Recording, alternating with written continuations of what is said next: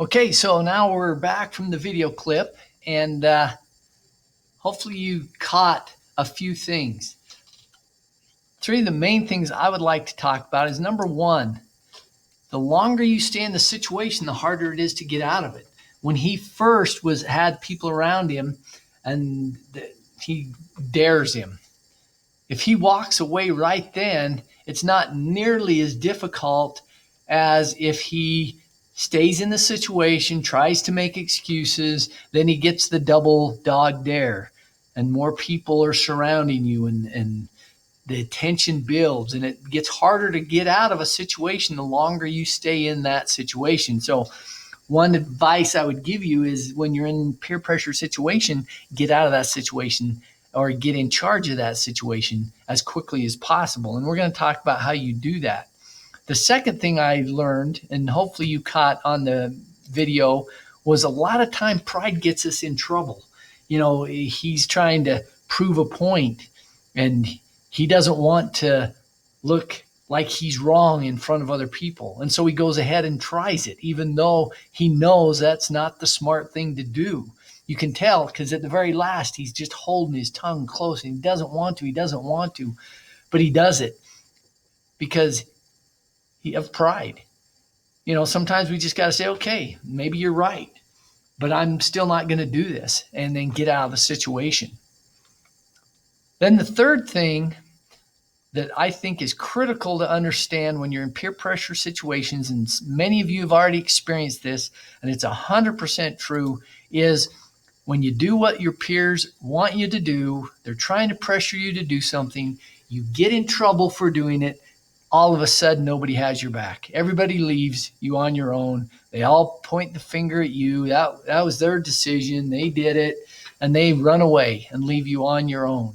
And you need to remember that. You know, these people that says, you know, trying to talk you into something, it isn't so that it's some kind of test to make you belong so that you can belong to them, their group, or be their friend. No, the whole purpose of them doing it usually is because misery likes company, and they've usually done something stupid.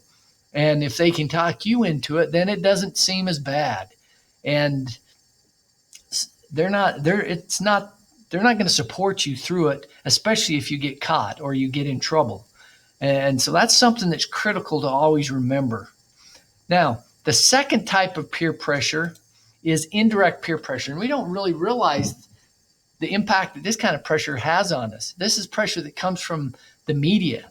And in our world today, it's ever more present than when old people like me were around because of our phones and all these smartphones and all that they can do. That kind of peer pressure can be just as strong. And if you, for example, saw something on Facebook and thought, hey, that looks pretty cool, so you try it, whether it's good or bad, and you do it because of what you saw, that's indirect peer pressure.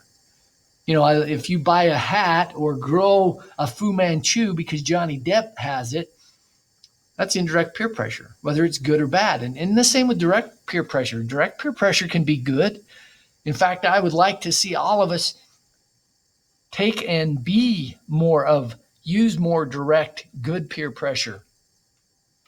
An example I like to use is Dennis Rodman. Those of you who are basketball fans, he's been gone for quite some time, but before him, nobody really colored their hair and had tattoos over their entire body. Then after he did, everybody followed suit. First it was the pros, then it went into the colleges, then it went into the high school. And it wasn't because they're saying, oh, I always thought of that, I was going to do it anyway. No, it was indirect peer pressure.